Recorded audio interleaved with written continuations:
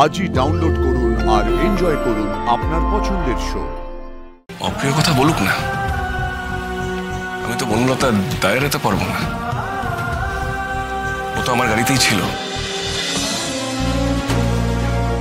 চুপ কর ছোট, চুপ চুপ চুপ।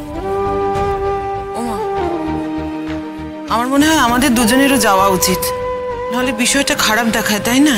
না না না না না দিদি ভাই, না আমি পারবো না, আমি পারবো না, আমি মেয়েটাকে ওভাবে দেখতে পারবো না। আর নিখোঁজ জেনে বা আমরা কি করেছি, আজ এখন এই খবর পেয়ে ছুটে যাব, কোন মুখ নিয়ে ছুটে যাবো বলো? মা, তোমরা যদি বলো আমি আর অনুপম কিন্তু যেতে পারি। হ্যাঁ, আমিও না সেটাই ভাবছিলাম। এই অবস্থায় বাড়ির মেয়েদের মধ্যে কাউকে না কাউকে গিয়ে তো বনলতার মায়ের হাতটা ধরা উচিত। দাদা চলো। হ্যাঁ চল মা, আমরা আসছি কেমন?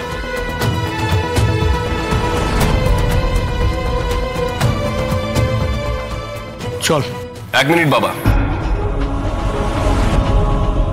আমি আসছি। আমিও যাবো তোমাদের সাথে।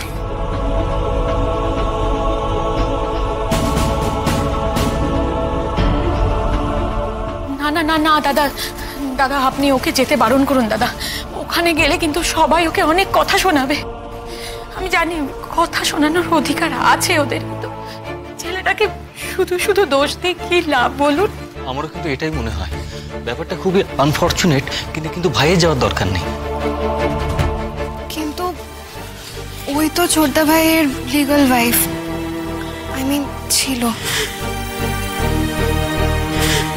যাওয়াটা শুধু উচিতই নয়, আই থিঙ্ক খুব দরকারও, নাহলে পুলিশ তো প্রশ্নও তুলতে পারে। তা অবশ্য ঠিক, এটা তো আমরা ভেবে দেখিনি। যদি স্টেটমেন্ট চায় ভাই তখন যাবে, ও তো কোনো দোষ করেনি।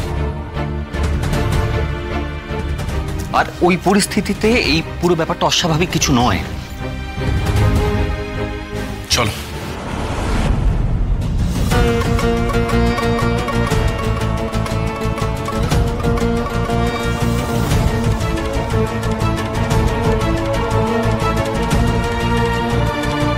না না, তুই কি করে যাবি? এতদিন অফিস কামাই করলি, তুই তো বললি যে তুই অফিস যাবি, তো অফিসে যা, তোর যাওয়ার কি দরকার? ভেবেছিলাম আজকে জয়েন করবো, কিন্তু আমার কিছুদিন ছুটি নেওয়া আছে। 2 দিন পরে জয়েন করলে কোনো প্রবলেম নেই। না না, তোর যাওয়ার দরকার নেই, আমি বলছি তোর যাওয়ার দরকার নেই। দেখ বাবা, দেখ বাবা যাচ্ছে, জেঠুমনি যাচ্ছে, তোর যাওয়ার দরকার নেই, তোকে যেতে হবে না। কিন্তু কেন?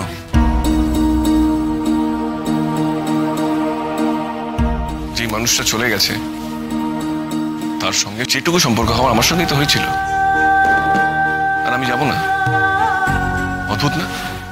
না দেখ, আমি বলছি কি, ওখানে গেলে ওরা হয়তো কোনো অপ্রিয় কথা বলে ফেলতে পারে। শোকের আবহাওয়া তো, সেখানে একটা বাজে পরিস্থিতি সৃষ্টি হবে। তাই আমাদের সবারই মনে হচ্ছে তোর যাওয়ার কি দরকার বল? সেটুকুনি, অপ্রিয় কথা বলুক না, আমি তো বনলতার দায়েরাতে পারবো না। ও তো আমার গাড়িতেই ছিল।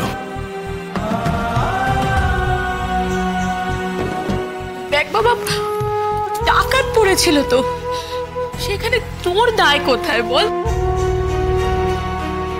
শোন না, আমার কথা শোন, ও সব কিছু মাথায় রাখিস, কিছু মাথায় রাখিস। মা, ব্যাপারটা বোঝো। আমি মাথার মধ্যে কি রাখছি না রাখছি সেটার থেকে বড় কথা হলো সত্যিটা। আমি ওকে বিয়ে করে ফিরছিলাম।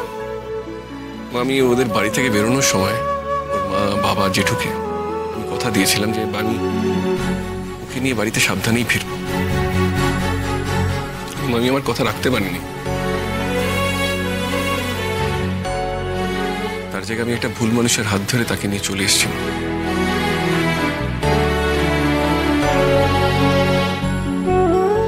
আর এখন আমি বুঝতে পারছি যে বনলতা আশেপাশে কোথাও ছিল।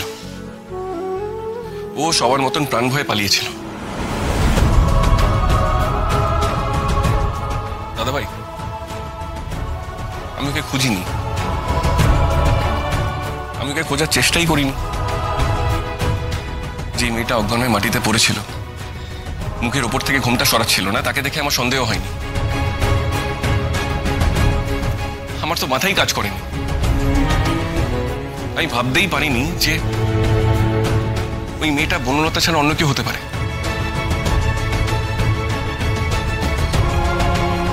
এটা আমার ভুল, 100% আমার ভুল।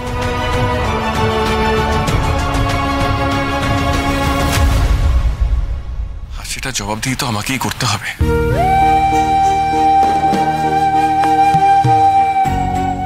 মা, আমরা কখনো বনলতার খোঁজ করিনি।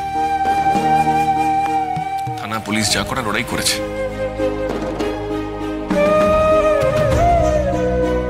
আচ্ছা মা, আমাদের কি উচিত ছিল না মানবিকতার খাতিরে সঙ্গ দেওয়া? কৃষ্ণ, আমরাও কিন্তু নিরুপায় ছিলাম।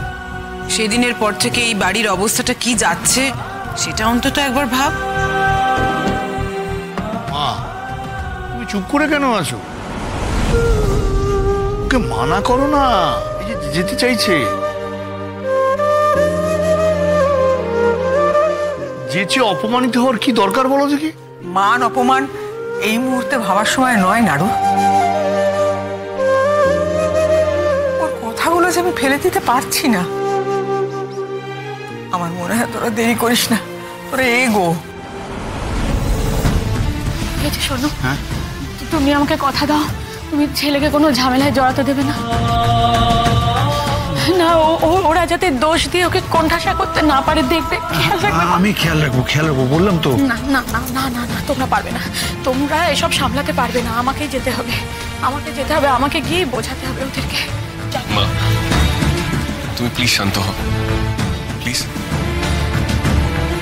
আমার উপর একটু ভরসা রাখো, আমি সবাইকে গিয়ে ফেস করব। তুমি প্লিজ শান্ত হও। আসি।